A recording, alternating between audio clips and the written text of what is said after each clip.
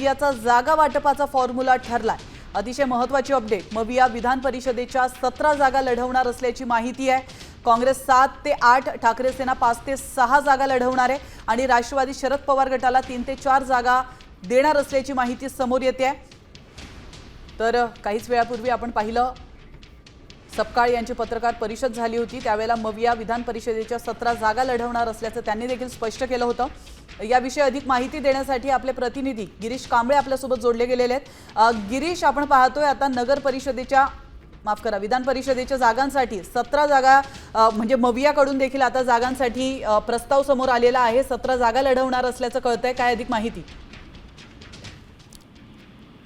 महाविकास आघाडीची विधान परिषदेच्या सर्व 17 जागा आहेत ते लढवणार आहेत आणि जो फॉर्म्युला आहे तो समोर आलेला आहे। एकंदरीत काँग्रेस 7 ते 8 जागा लढणार असल्याची माहिती आहे, तर ठाकरेंची शिवसेना ही 5 ते 6 जागा आणि राष्ट्रवादी काँग्रेस शरद पवार पक्ष 3 ते 4 जागा लढवणार असल्याची माहिती ही सूत्रांकडून मिळते।